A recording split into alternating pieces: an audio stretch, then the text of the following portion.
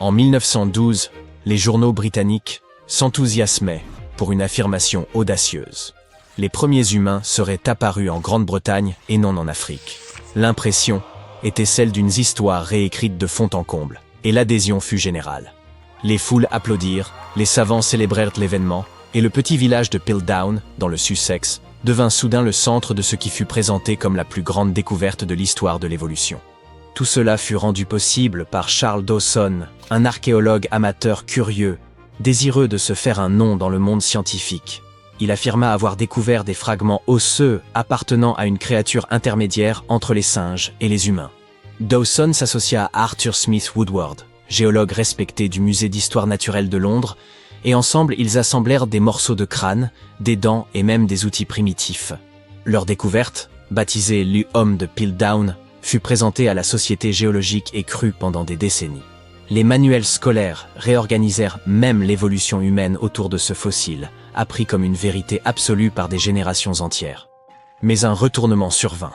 En 1949, de nouvelles techniques permettant de dater précisément les objets révélèrent des incohérences. Les analyses montrèrent que le crâne n'avait qu'environ 50 000 ans, et non plusieurs centaines de milliers. Plus surprenant encore, le crâne et la mâchoire n'appartenaient pas à la même espèce. Un crâne humain avait été combiné avec la mâchoire d'un singe, probablement un orang-outan.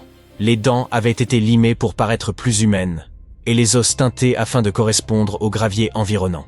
Ce fossile artificiel parvint à tromper le monde entier en lui faisant croire à la découverte d'une pièce manquante de l'histoire humaine. Dawson entra ainsi dans l'histoire scientifique, mais sans doute pas comme il l'avait espéré.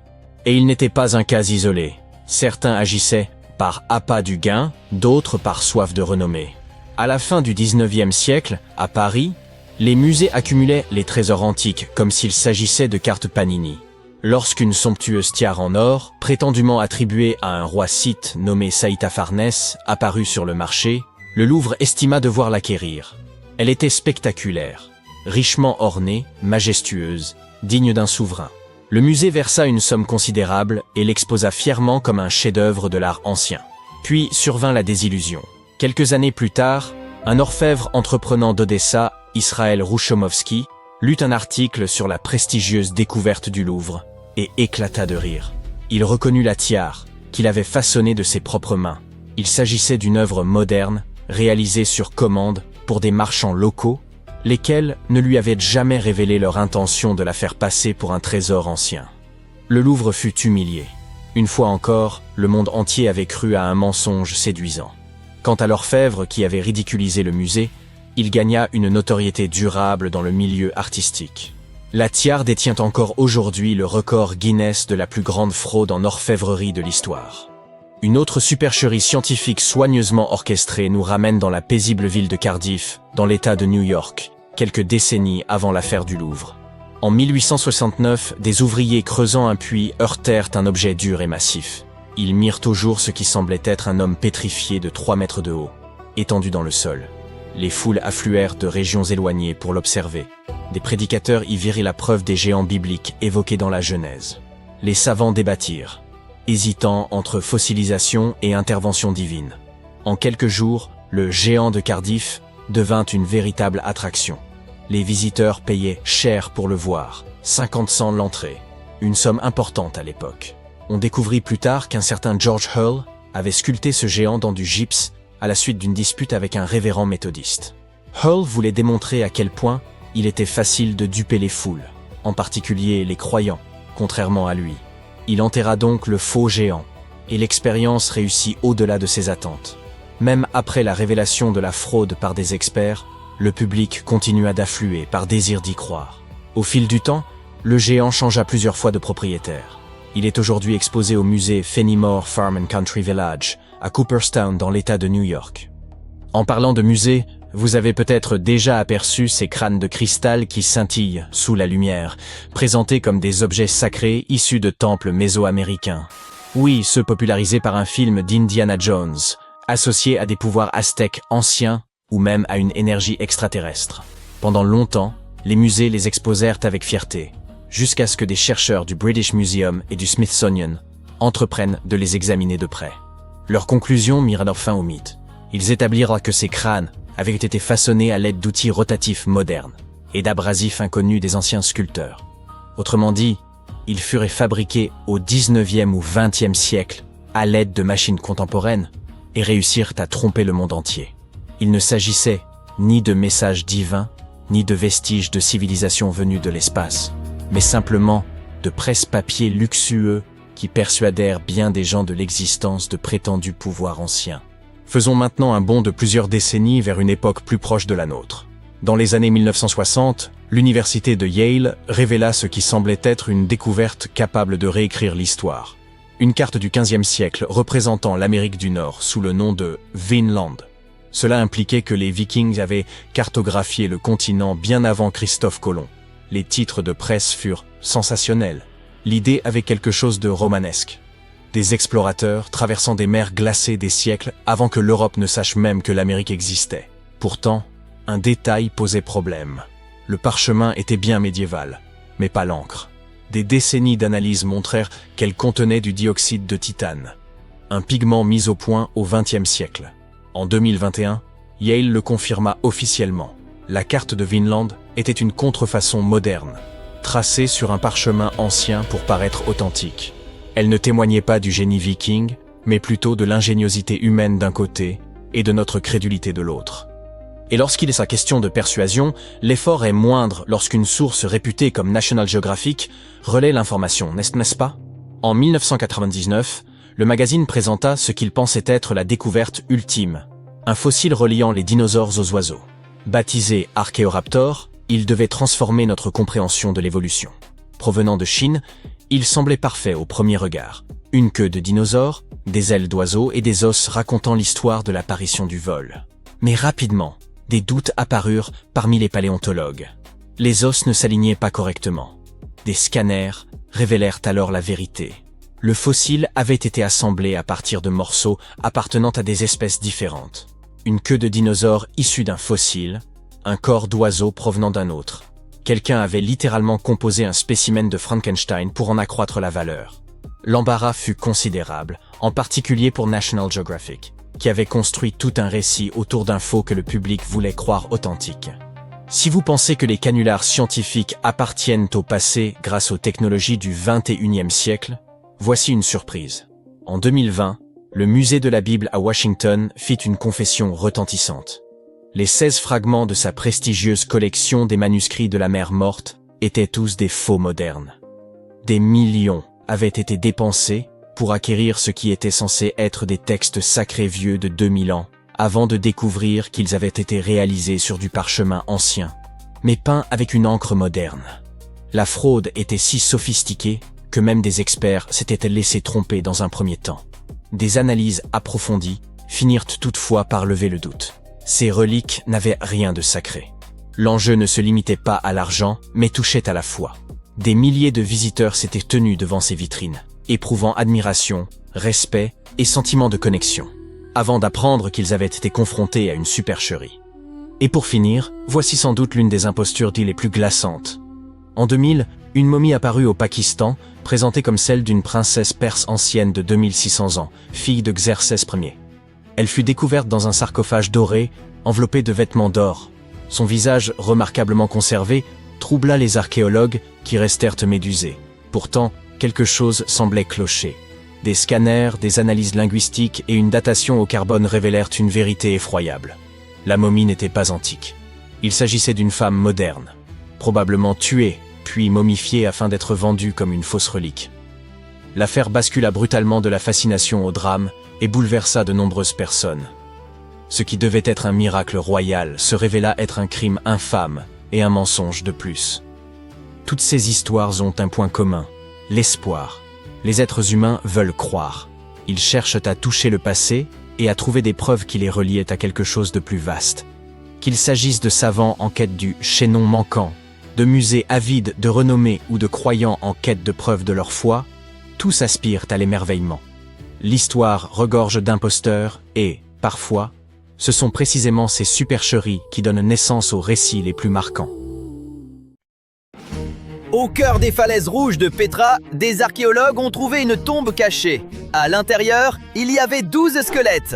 Ils sont restés intacts pendant plus de 2000 ans. Et c'est vraiment étrange.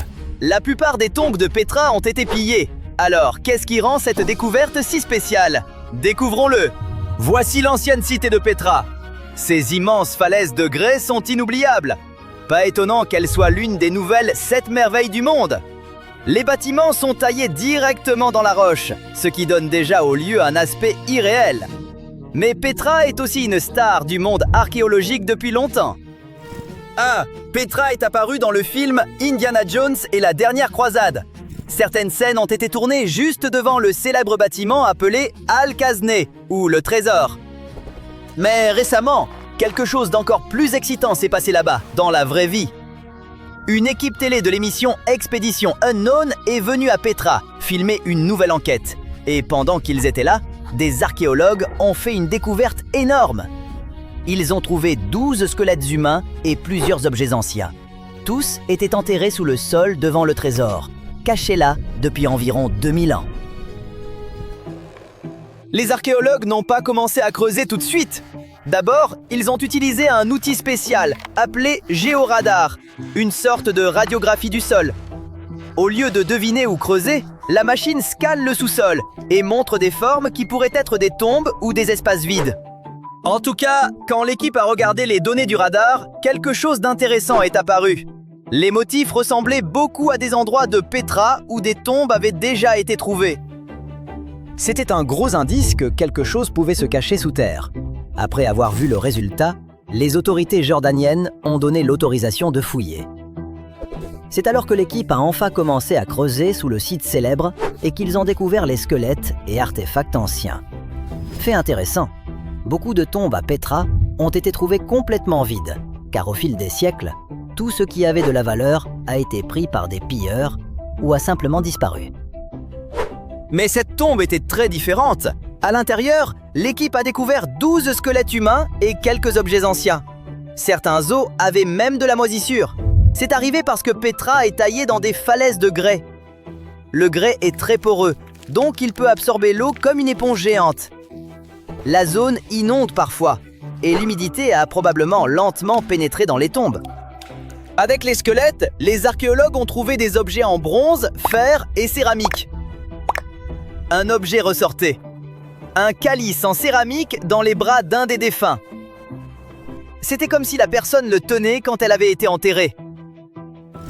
Mystérieusement, la coupe ressemblait beaucoup au Saint Graal du film Indiana Jones.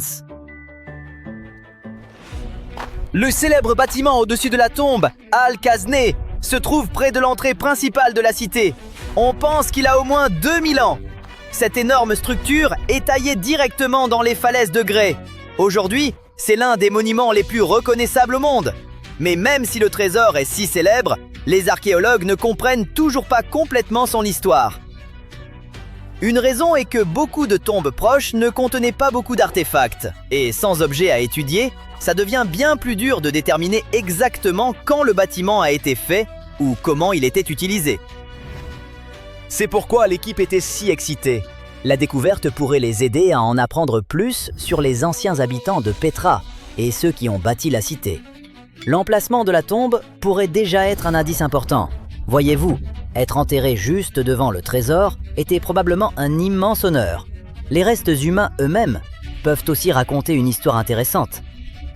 Les squelettes reposaient toujours dans leur position originale, sans avoir été déplacés par des pilleurs. C'est pourquoi les scientifiques peuvent les étudier bien plus soigneusement pour découvrir leur âge, comment ils vivaient, ou s'ils étaient en bonne santé. On peut aussi mieux connaître l'endroit que ces gens appelaient leur foyer, l'ancienne cité de Petra.